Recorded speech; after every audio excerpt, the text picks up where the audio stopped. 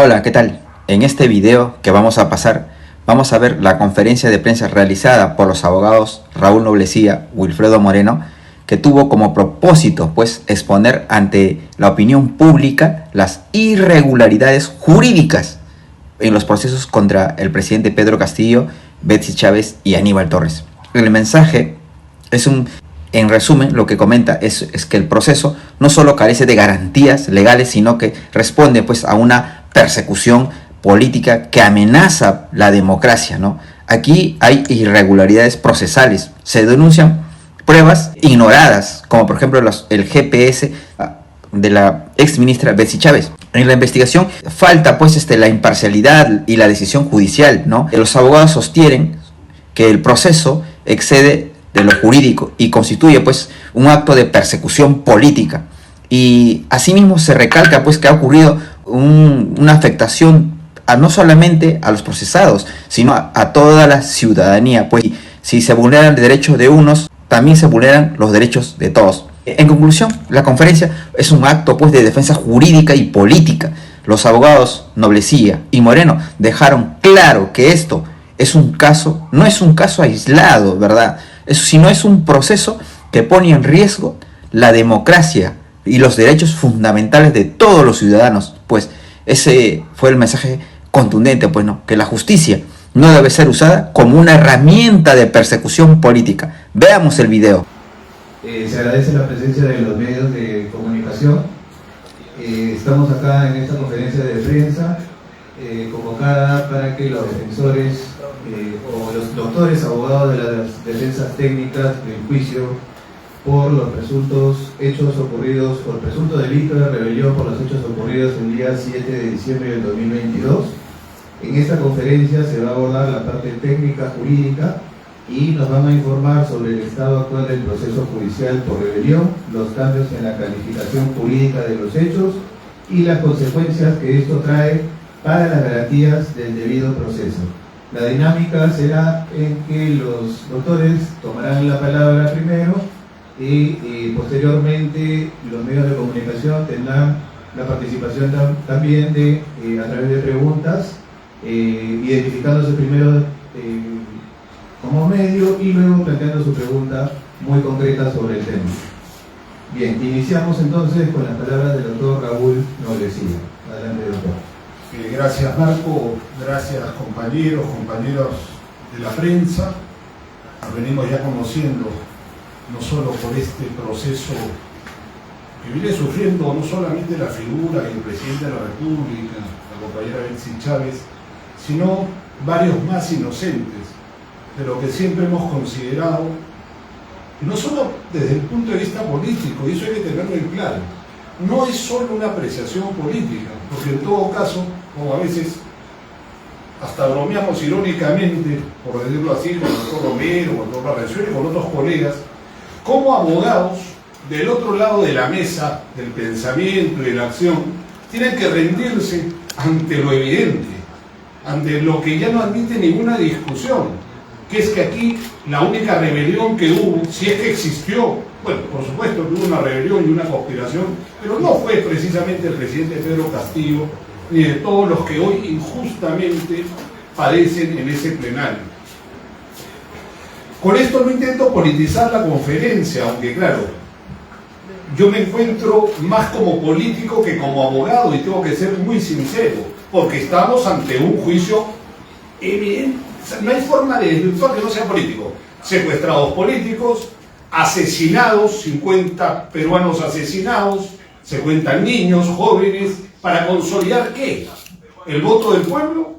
¿Para consolidar la democracia? No, para consolidar lo que lamentablemente hoy se ha convertido en un instrumento, en una farsa obra teatral, para seguir tratando de justificar de que aquí el presidente Castillo, la compañera Betsy Chávez, el compañero Aníbal Torres y otros injustamente sentados en un plenario que responde más a intereses también políticos que a intereses de debido proceso, de derecho a la defensa, como en una democracia tendríamos que tener. Pero también no seamos ingenuos, no podemos pedir peras al olmo. no estamos en democracia y por lo tanto este proceso no solamente está viciado, sino representa, digamos, la crisis que gobierna el país. Ahora, entrando yo un poco al tema procesal. Hemos venido sosteniendo un proceso de muchos meses en los cuales hemos tenido y tenemos, y hay que decirlo, 3 jueces supremos provisionales. ¿Y por qué le doy énfasis a la palabra provisional? No porque me tenga algún anticuerpo personal ni con el doctor Neira, ni con el señor Guerrero, ni con la señorita o señora Carvajal. Es que sencillamente estamos juzgando a un presidente de la República, juzgando a altos funcionarios con provisionales. Y ustedes me dirán, pero bueno, ¿y cuál es el problema que sean provisionales? Es que eso mismo, que no dependen de su posición, sino dependen de una resolución administrativa que en cualquier momento pueden, digamos, ser cambiados. Y entonces, para no ser cambiados, ¿qué se utiliza muchas veces? Y no seamos tampoco pues hipócritas, hay que reconocerlo. Necesitas estar mimado y mimando a quienes te sostienen. Y si nosotros volvemos a la tesis única que vivimos en una dictadura, pues estos 3 jueces provisionales responden a una situación egoísta de mantener sus puestos. Norma Carvajal. Perdón, la magistrada provisional Norma Carvajal, para que no se vaya a ofender. Esta magistrada provisional ha tenido adelantos de opinión con el presidente Pedro Castillo. ¿O es mentira, señores, de que en muchas resoluciones ya daba cuenta de que para ella prácticamente había rebelión, había conspiración, había todo? Y entonces yo me pregunto cómo una jueza contaminada puede ser parte de un tribunal que está poniendo en juego la vida de personas, porque la vida es la libertad. Te está pidiendo 35 por un lado, 25 por otro. Eso es lo que está pasando. O un juez Neira que, advirtiéndose esta situación de la señora provisional, ¿qué dijo el presidente Neira? No me dejarás mentir, colega César. Señores, tranquilos, somos 2 contra 1. Es decir, ya nos estaban dando una opinión de que la señora, bueno, jueza provisional, tenía pues un sesgo total. Pero el comportamiento de la sala ha sido así. Yo les hablo también, y ustedes recordarán que ha sido, bueno, una condecoración me dio la sala, por decir que la Fiscalía, su tesis tenía taras, por decir que son provisionales.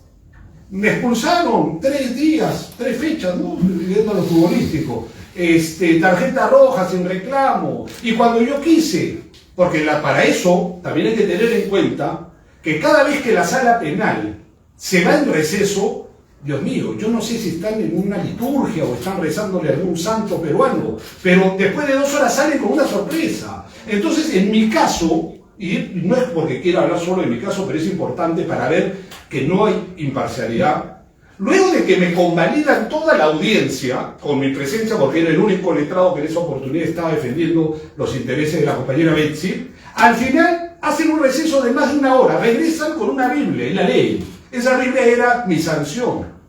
Y cuando yo le digo al señor Neira, quiero reponer o presentar un recurso de reposición en la próxima audiencia, porque eran como las 2 de la tarde, me habían leído 50 hojas, de las cuales para yo defenderme por lo menos tengo que tener una inmediación más real, me dijo que no, que tenía que hacer la reposición en ese momento. Entonces, a lo que voy, amigos, compañeros peruanos, compatriotas de la prensa, es que estamos en una situación de una crisis total. Y lo último, que es que al debilitarse prácticamente al vacío y a la nada esa supuesta rebelión, ¿qué hace o con qué sorpresa nos sale la sala suprema, la sala especial? Nos sale con la sorpresa de la desvinculación. Ahora, magistralmente, y como muy bien sabe explicar mi colega César Romero, va a dar a entender lo que ha pasado. Pero a lo que voy es, ahora esta sala pretende incluso ser fiscal. O sea, es como te salvo, fiscal. Oye, fiscal, la has fregado. ¿Cómo te metes por rebelión si no sabes nada? Entonces, voy a meter conspiración. Así, pero así, para que se entienda, para que no solo la gente de derecho, sino para que el pueblo peruano entienda lo que está pasando en ese juicio. No hay garantías, no hay defensa de los derechos del debido proceso, los derechos fundamentales, el derecho a la defensa, el derecho a que se me discute y que se me dé tiempo a defenderme. Y la única respuesta que podemos dar es que no hay democracia. Y esto no es politizar, eso es solamente ser consciente del momento histórico que les pasa a ustedes, les pasa a mi compañero, el colega, me pasa a mí. Yo estudié Derecho, por supuesto, para ejercer Derecho, pero hoy es imposible ejercer Derecho en este tribunal. Es imposible. De todas las reposiciones planteadas por nuestra defensa y otras, ninguna ha sido resuelta positivamente por la sala. Como se dijo, un saludo a la bandera. Pues entre saludos a la bandera, señores, estamos con un presidente de la República 3 años secuestrado. Gracias a Dios, Betsy Chávez ha recobrado la libertad, pero todavía hay un grado de injusticia que tiene que ser reparado. Con esto, compañeros, abro un poco estas oportunidades y, por supuesto, la palabra a mi colega y compañero César Romero. Muchas gracias, doctor Noblecilla. Buenos días con todos, señores periodistas. Ya como lo ha manifestado el doctor Noblecilla, este tema político que ingresa a un proceso penal es verdaderamente lastimoso para la comunidad jurídica, para las instituciones que realizan capacitaciones, para todo el tiempo, en estos últimos 20 años que se manejó el sistema acusatorio, donde las partes proponen, donde las partes, incluso lo ha dicho el presidente de la sala que juzga a la doctora Betsy Chávez, donde las partes dan información. Entonces, toda esta capacitación, todo este argumento, con este proceso emblemático, pues se va al tacho, siempre respetuoso en las palabras. Pero ¿por qué lo digo? Esta figura procesal que ha aplicado o que nos ha dado como opinión a los abogados o nos ha corrido traslado para opinar, cuando una resolución de desvinculación no corre traslado para opinar. Ya cuando corre traslado es para que ya la parte ofrezca las pruebas porque es una resolución que impone. Esta, como lo dijo muy bien el doctor Noblecilla, esta figura, esta institución de la desvinculación procesal, venía ya del viejo y vetusto Código de Procedimientos Penales, ¿no? Entonces, este 285A siempre refería que tenía la potestad el juez de poder desvincularse por otro delito y poder condenar por el mismo, porque la desvinculación, señores, quiero que sepan todos, y es algo que creo que todos lo conocemos, es una condena anticipada. Y como existía en el Código Antiguo un juez instructor, porque no había una investigación preparatoria, la sala y los legisladores de ese tiempo dieron pues la opción de que siempre la sala sea de rasgos inquisitivos con figuras de esta naturaleza. En el nuevo código, desgraciadamente, y muchos que han aplaudido el mismo, no han tomado en cuenta que esta figura es una figura que no debió sobrevivir en el mismo. Y quizás la acusación complementaria porque es una potestad que tendría la Fiscalía, ¿no? Y eso lo conocemos los abogados litigantes, ¿no? Y muchas veces la Fiscalía una semana antes de cerrar su preparatoria te puede incluso incluir un delito más sin haberte tú defendido, y eso existe.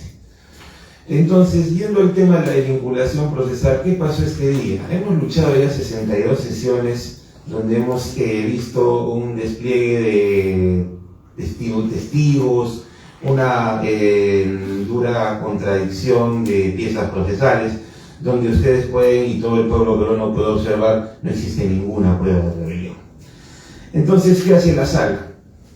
Hace como 2 meses, un mes si no me equivoco, de repente me corrige el doctor Noblecilla, hubo un debate para pruebas excepcionales y en un momento determinado el desorden del proceso penal que se ha visto no culminaba una fase y se entroncaba en otra.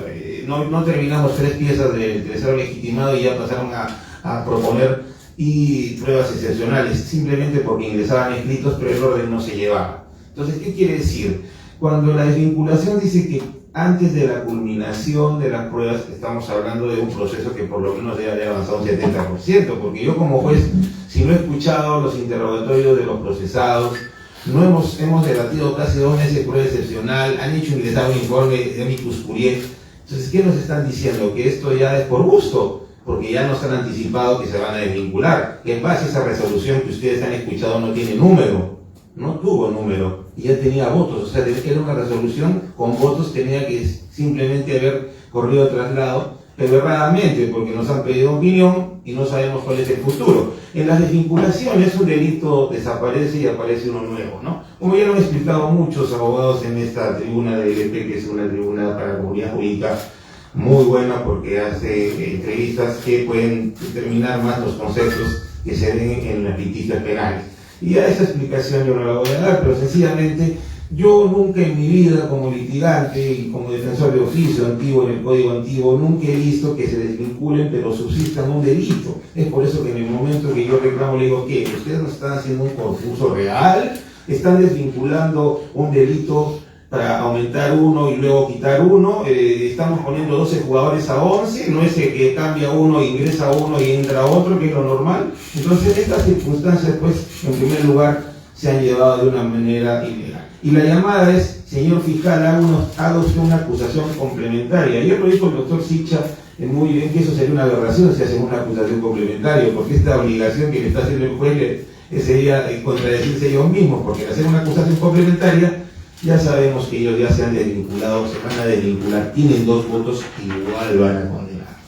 Entonces, pruebas de rebelión no ha habido, menos habría pruebas de conspiración para rebelión. Si no ha habido pruebas de rebelión, ¿cómo vamos a hablar de conspiración para rebelión? Además, el hecho, la desvinculación estaría cambiando. Un ejemplo claro, ¿no? A la doctora Betsy Chávez se le dijo que una de las partes de la imputación para rebelión era el haber traído periodistas para el mensaje del 7 de diciembre. ¿Eso va a servir para conspiración? No tendría sentido, ¿no? Porque la conspiración no sería con los periodistas, la conspiración tendría que ser con personas que son de las Fuerzas Armadas. Y eso se ha visto incluso en casos de conspiración, en el antiguo código, en el caso de Montesinos, en Esbambello, donde claramente se incluso llegó hasta nulidad ese proceso por la forma de vinculación mal que manejó la sala que juzgaba en ese momento. Entonces, vemos una afectación al 139 de la Constitución Política debido a un proceso totalmente. Vemos una falta de tutela jurisdiccional efectiva totalmente. O sea, el abandono de este artículo constitucionalmente pues afecta al derecho de defensa. Y lo que nosotros estamos viviendo en un juicio que se llamó emblemático desde un comienzo es una condena anticipada. O sea, los abogados, penalistas, los estudiantes de derecho van a ver por primera vez una audiencia donde la Fiscalía se olvidó de la conspiración, lo obligaron a que quizás haga una acusación complementaria, y si no lo hace usted, no se preocupe que yo lo voy a despachar por usted, yo lo voy a condenar. Así que nosotros pedimos incluso a los legisladores que esta figura procesal de la desvinculación tiene que salir del código si ellos quieren entrar a un sistema adversarial. Porque llegar a la verdad no es llegar a la verdad utilizando mecanismos inquisitivos. Para eso existe en este sistema una investigación preparatoria, una etapa intermedia que supuestamente se ha creado para hacer un filtro de lo que puede pasar claramente a un juzgamiento. Entonces, ya no podemos manejar este tipo de figuras. Esta es una llamada de atención que se le va a hacer a los legisladores y pedimos pronto que se deseche esta figura del nuevo Código Procesal Penal. Y alguna situación más que hemos visto como afectación en esto es que no sabemos cuándo se van a desvincular, en qué momento.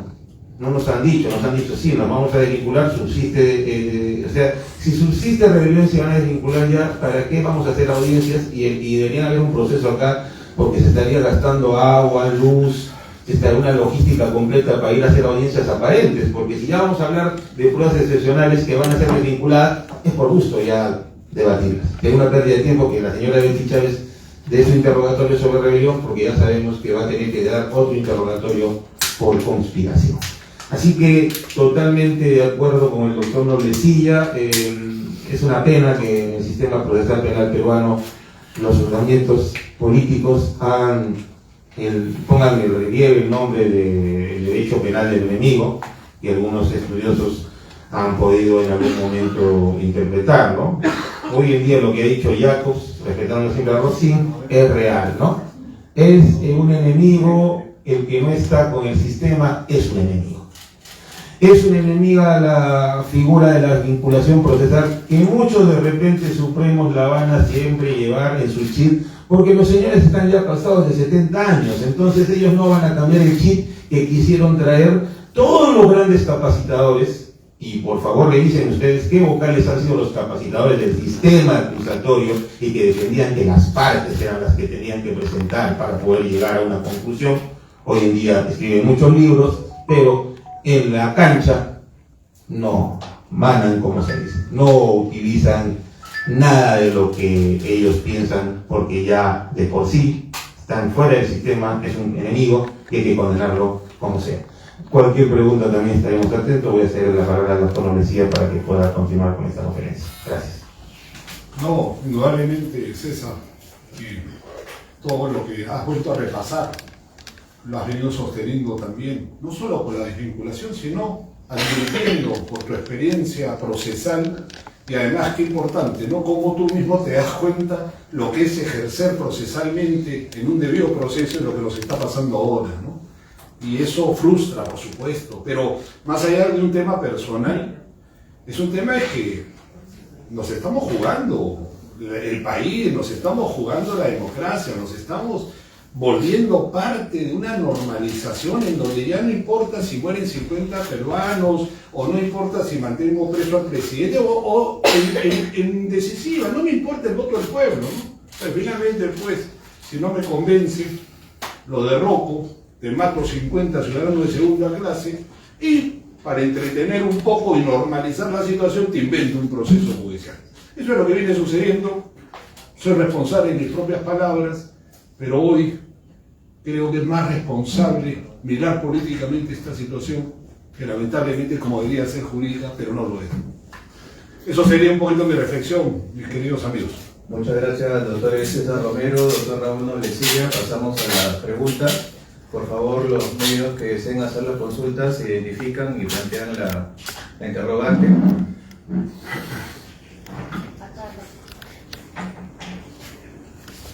Hola, buenas tardes, ¿qué tal, doctores? Un gusto saludarlos. Los saluda Martín Sarmiento de la Mula.p.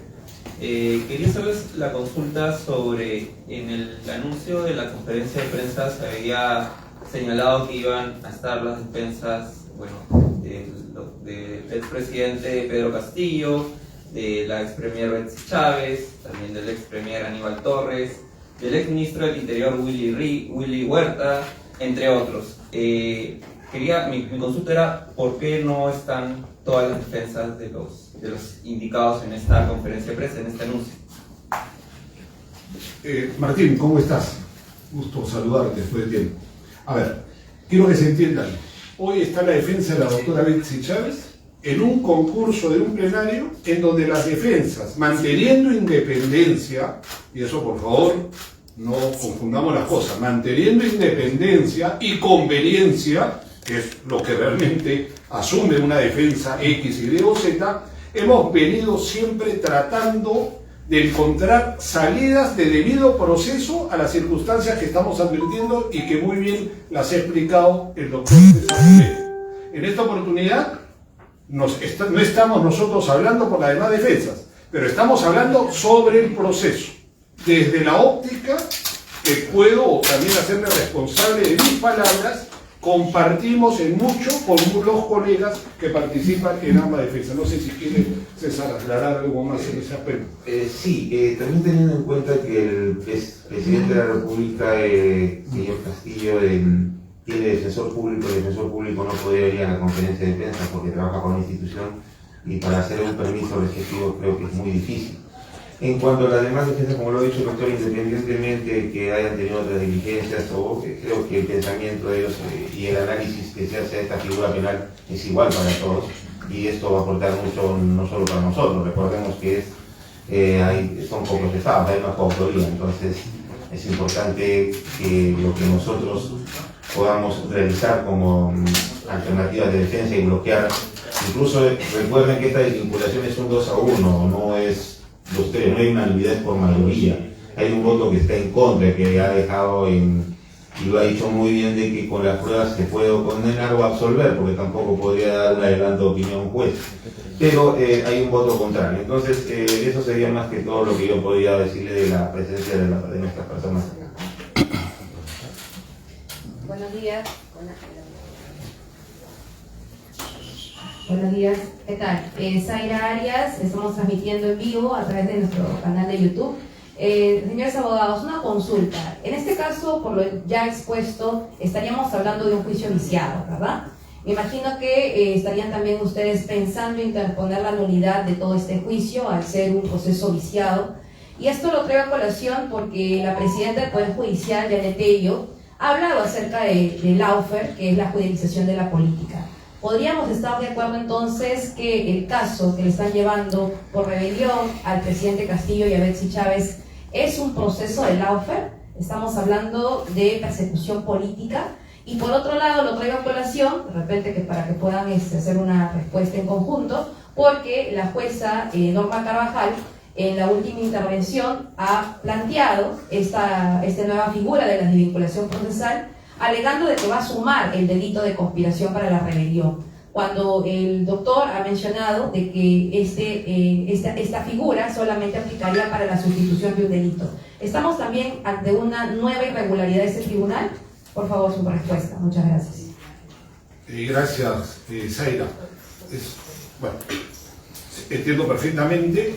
Yo creo que podríamos incluso, más que separar, ordenar, ¿no?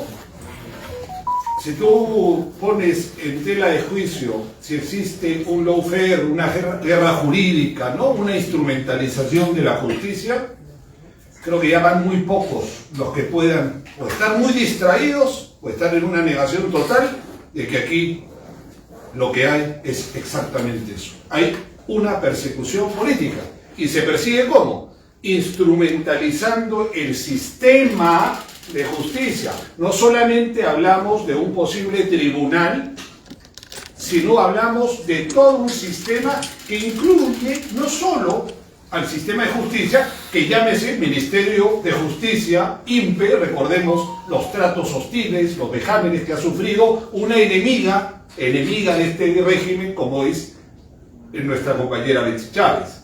Entonces involucra Ministerio de Justicia, involucra INPE, involucra policía, involucra fiscales, pero también involucra medios de comunicación. Entonces es un lawfare total, eso estamos claros. Lo otro, sí, con la misma experiencia, que ya lo conocemos al doctor Romero, para que nos pueda un poco, digamos, con más tecnicismo, César, ver la parte de la nulidad, ¿no? Porque claro, a través de esta respuesta política nos encontramos ante una situación que no nos queda Claro, en realidad, si ustedes pueden observar este juicio emblemático que se ve en todo el mundo, el primer error que nosotros vemos es la forma donde se encuentran sentadas las personas. Si usted ve el orden según el código, no podría estar el doctor Aníbal Torres, por ejemplo, detrás del procurador, porque una parte es la parte contraria con la parte contraria. Quizás eso puede ser situación de logística, pero creo que si ahí va a haber un juicio de esta naturaleza, se debió emplear de alguna forma o tratar de manejar mejor esa primera figura. Entonces usted entra y ve en un sistema acusatorio al procurador que se sienta adelante de uno de los coacusados con su abogado. O sea, no se podría ni conversar porque estarían escuchando la estrategia que yo manejo. Segundo tema también de error, siempre cuando ustedes van a ver juzgamientos, pero son subsanales, ¿no? Pero usted me está preguntando y yo estoy preguntando todo lo que yo vi, ¿no? Segundo punto, ¿no? Se comienza siempre por el que está a la mano derecha, que siempre es el doctor Aníbal, cuando en el orden tendrían que empezar por el presidente, ¿no? Primero el presidente, segundo, como esté el orden en la acusación, ese es el segundo desorden que se dio en este proceso. Tercero, ustedes pudieron apreciar el día que tuve una problemática por oponerme, yo me opuse a que la jueza hiciera un refrescamiento de memoria, eso ya fue grave. Eso lo han olvidado muchos, pero eso fue grave. Eso lo han opinado abogados de todo lugar, peruanos, chilenos, escuchados hasta colombianos. Eso ya es una causa de nulidad. Eso es una causa de nulidad. Otra irregularidad fue que ellos emplearon un procedimiento para hacer la recusación de un juez y para la recusación de tres hicieron otra.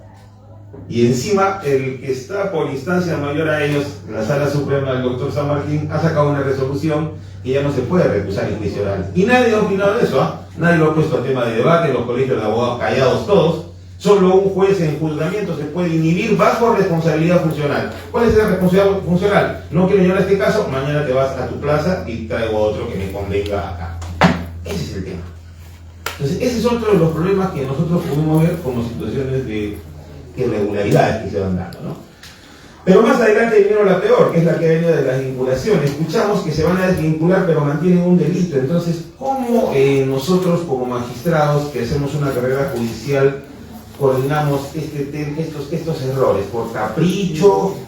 porque quieren que sea nulo y quieren que en otra sala y les anulen su juicio para ellos no pasar a la historia como unas personas que adelantaron opinión en un juzgamiento y tuvieron un voto en contra en un momento determinado. Entonces todos estos vicios procesales nosotros estamos estudiando, no lo vamos a decir hoy que vamos a aplicar, porque cada defensa tendrá su confidencialidad del tema, pero sí nosotros ya vemos de antemano pues que este juicio es totalmente ya viciado, no va a llegar a más.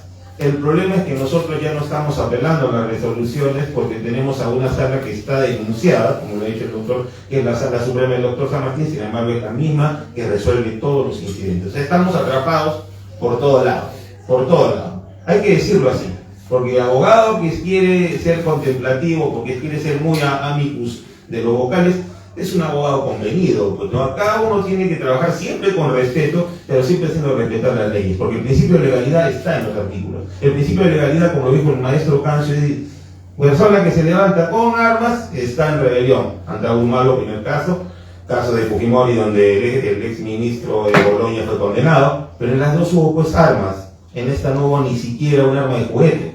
Entonces, como no podemos en esta, ya ha venido un amicus curiae que ni siquiera se va a tomar en cuenta, señores. Mire, todo lo que se trajo para que ellos digan, todo lo que está acá no les importa. Cuando terminemos esto, ahí ya sí nos vamos a desvincular, porque la figura de la sala va a ser la siguiente. Señores, habiendo escuchado a ustedes, ya nosotros nos vamos a desvincular más adelante, porque se han trabado. ¿Cómo hacemos con estas pruebas? ¿Qué van a hacer? Las vamos a debatir por gusto y ya nos vamos a, como vuelvo a repetir.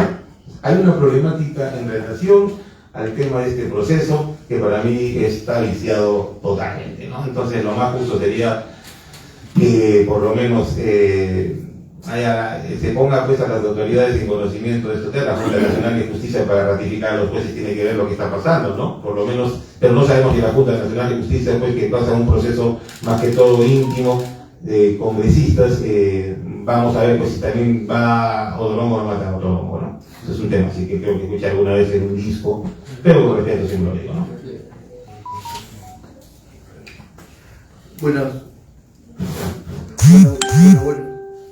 No se escucha. Hola. Se escucha. Buenas, doctores. Soy Juan Soria, transmitiendo para Despertado Perú. Primero fue por...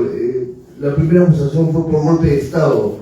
Ahora, después fue por rebelión. Ahora es por conspiración. ¿Hasta qué momento vamos a estar inventando, acomodando el derecho, la parte opositoria, hasta derrumbar a Castillo, la propuesta de Castillo? Y ahí va la pregunta. ¿Es política mi pregunta? Usted, doctor Barrenzuela, dijo que el enemigo es el sistema. El que está con el sistema es el enemigo. Sí, dijo hace un momento, ¿no? Entonces, si este problema es político, ¿dónde está Pedro Castillo y Betsy Chávez? ¿Están con el sistema o no están con el sistema? Para poder afrontar lo digo por la gente que está detrás. La gente, hay mucha gente que todavía tiene esperanza, sobre todo en regiones, en Pedro Castillo y Betsy Chávez. Ustedes son abogados, lo sé, pero también tienen una parte política. Espero una respuesta política, pero ya hemos escuchado la respuesta de derecho, ¿no? Bueno, gracias a mi compañero, porque hay interés, pues, y hay interés que esto, digamos, rebasa lo jurídico. El pueblo no tendría por qué, digamos, tener una preparación para entender lo que está pasando procesal y jurídicamente, aunque es importante. ¿Por qué? Porque nuestro país está siendo visto no solamente por nosotros, sino también internacionalmente. Y hay una comunidad jurídica. Tuvimos la oportunidad con César de conversar bastante con el doctor Cancio, ¿no? Con el doctor Cancio, a que lo que nos lleva es no solamente en ese ánimo de juristas internacionales de la talla de él, de la talla de Eugenio Raúl Zaffaroni, que realmente ven con una preocupación sana lo que está ocurriendo acá y que tienen que reconocer, como también venimos reconociendo, que esto ya ha desbordado cualquier situación límite entre lo jurídico y lo que es netamente político. Y entonces con eso voy un poco a tu interés y tu preocupación, que es democrática, que es sana y que es la que compartimos indudablemente la mayoría de los peruanos y peruanas, es hasta dónde el sistema judicializa la política, vale decir, hasta dónde es capaz de llegar para venderle al pueblo el delito, que no es un delito tal cual, pues golpe de Estado. Ah, golpe de Estado. Entonces, no, pues Castillo es golpista, Betsy Chávez es golpista, Aníbal es golpista, todos son golpistas. Y el pueblo va creando, pero va rechazando, porque también hay una maduración política muy importante en el pueblo peruano, que va quitando ese sesgo colonial al mensaje y a la narrativa de los principales medios y del poder, ¿no? Que es un poder facto, de hecho. Pero para no irnos, ¿existe la oferta, como decía la compañera de periodistas Aria? Existe. Existe una insana venganza contra Pedro Castillo, Betsy Chávez, Aníbal Torres y todos los demás que hoy sufren, digamos, este juicio bárbaro, también. ¿Son considerados enemigos? Sí, enemigos de los que se sostienen sin ninguna legitimidad, enemigos de los que corrompen, de los que asesinan, de los que tienen también un congreso, hay que decirlo también, pues. Un congreso que es congreso golpista, porque donde el corazón del golpe de Estado contra el presidente Castillo, contra la democracia de nuestro país, se gestó principalmente utilizando el Congreso de la República. Ya luego llegó la Patricia Benavides, ya luego la detención del presidente, ya luego llegaron estos 3 años, que lo único que podemos advertir, y sin ninguna duda, es que estamos en una total dictadura. Aquí no se trata de que Dina yo le elegí, que era la segunda, no señor. Dina Boluarte se conspiró con los grupos de poder. Dina Boluarte ya no es parte de la democracia. Y el destino de Dina Boluarte, como también el destino de todos aquellos que sostienen y siguen bendiciendo la mano de sangre de Dina Boluarte, también irán a cárcel. Y no porque esto sea simplemente un deseo político, sino porque cuando la democracia regrese y el debido proceso regrese a nuestro país y la justicia impere en nuestro país, ¿a dónde van los asesinos? ¿A dónde van? A la cárcel. Entonces Dina Boluarte tiene ya un lugar. Y no porque me caiga mal, porque no comparta sus ideas, que no comparto con los asesinos, no compartimos con los corruptos. Y menos los que ponen la vida y la libertad de personas como la compañera Betsy Chávez, como el presidente de la República, en secuestro para tratar de normalizar algo realmente dantesco, algo que se aparta total de la democracia. Buenas tardes, doctor Romero, buenas tardes, doctor Raúl. Mi nombre es Paul Jason para APU Noticias. La pregunta sería, ¿el Poder Judicial está creando un precedente peligroso que podría usarse en futuros casos políticos, incluso en casos actuales, con dirigentes populares que luchan por los derechos del pueblo? Sí, sin duda alguna. Me gustaría saber un poco, porque aquí entramos un poquito también a hacer recuento de lo que estamos viviendo, César, ¿no? Y sí, de verdad que para nosotros sería un precedente peligroso, ¿no? Nosotros tenemos confianza de que esta figura, pues si va a haber una condena anticipada, no pase más, porque lo justo sería que sea nulo por todo lo que hemos manifestado. Pero es peligroso, ¿no? Como fue peligrosa el secuestro de la doctora Betsy Chávez, ¿no? Tuvimos que recurrir al Tribunal Constitucional para poder de alguna forma generar un precedente a todas las personas que a veces se encuentran sin mandato judicial dentro de un penal. Entonces, por lo menos hemos ido luchando esta batalla, se ha creado un precedente para todos los peruanos que se encuentran indebidamente encarcelados. Pero en este aspecto esto va a ser un precedente peligroso porque le da la puerta abierta de que otros hagan lo mismo, ¿no? No eres parte del sistema, te hago una desvinculación. Hacemos la tarea del fiscal, ¿no? El fiscal, como no puede hacer una cosa, primero nos trae dos propuestas, luego se queda con una. Ahora nosotros le obligamos que nos vuelva a traer la otra propuesta. Pero si no trae la propuesta, nosotros le hacemos la propuesta. O sea, todo un sistema de tarea, ¿no? A fiscalía. Entonces, mientras en el país los jueces no se desvinculen, la palabra que deberían utilizarse, del Ministerio Público y hagan su trabajo propiamente dicho, esto no va a cambiar. No va a cambiar y vamos a seguir trayendo capacitadores, vamos a seguir estafando a la gente con situaciones de exposiciones de jueces que hacen lo contrario. Entonces yo pienso que no. Yo pienso que eso tiene que cambiar, tiene que ser un precedente positivo para poder dar debido proceso a los peruanos que se encuentran en un proceso penal. Entonces esta figura, una vez más, yo pido a los legisladores que la saquen del código procesal penal si la extirpen porque es un daño total a un sistema acusatorio moderno. Sí, buenas tardes, doctor Romero, doctor Noblecía, de prensa de Valiente Pueblo Unido.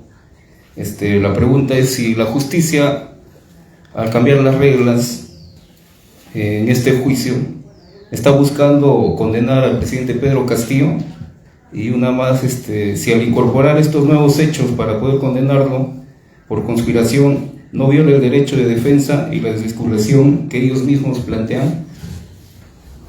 Gracias, compañero. Indudablemente que el derecho a la defensa ya está totalmente violado.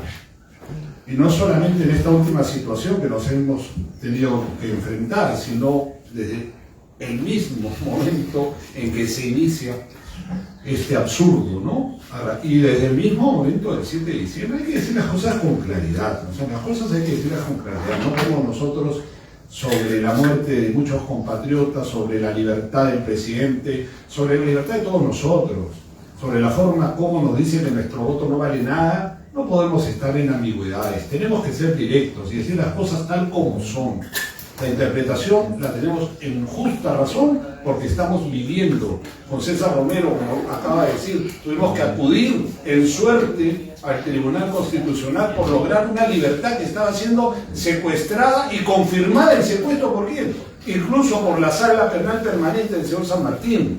Y por eso lo digo, está denunciado por prevaricato también el señor San Martín. Pero esa es la democracia, porque esa es la justicia que tenemos en democracia. Pero para no irme mucho, a ver, este juicio tiene dos propósitos políticos. El primer propósito es mantener el gobierno ilegítimo por el tiempo que sea necesario, hasta estirar lo más que se pueda, para crear la narrativa de que los golpistas están en juicio, están sentados en el banquillo de los acusados los golpistas. Ah, pueblo, miren, hay un juicio, hay abogados, hay fiscal, hay procurador, hay prensa. ¿Con eso qué hago? Trato de normalizar esta dictadura, ¿no? Al menos darle, pues, ¿no?, un tufo de pseudo legalidad.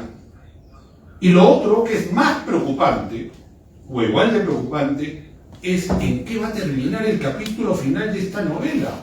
Y es ahí donde nos tenemos que preocupar, y por eso que nuestra lucha no cesa. ¿Por qué?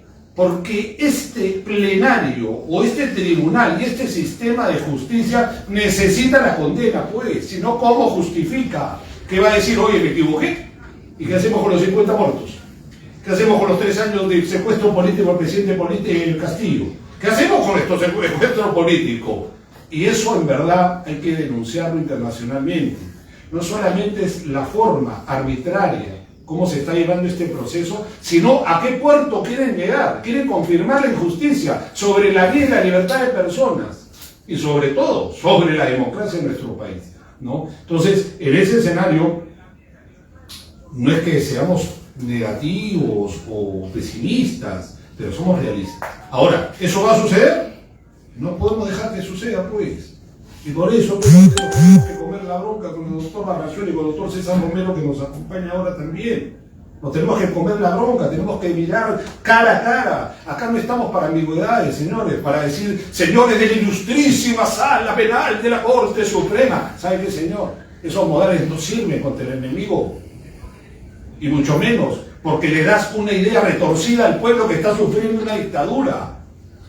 Se pueden guardar algunos criterios pseudo diplomáticos, pero jamás, pues, ponerte de rodillas o aparentar que somos sumisos frente a algo que estamos clarísimos que no es un proceso legal, sino que es parte de un proceso político. César, no sé si quieres.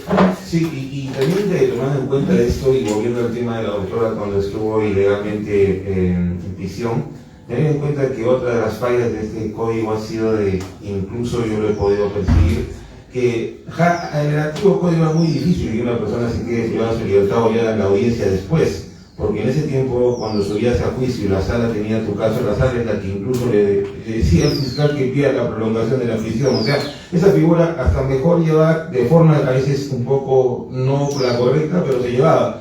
Entonces en el nuevo código, ¿cómo vamos a ver que un juez haga la audiencia pues después, no quiere entrar a la...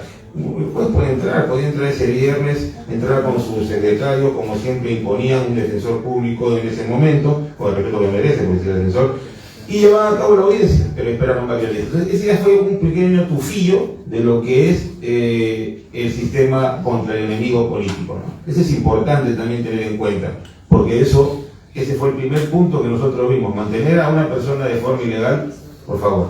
Entonces, ¿cómo afrontamos el juicio? Ya sabíamos que nos venía la batalla por completa y que iba a coronar con este postre, que es la vinculación procesal, que para mí es una condena anticipada.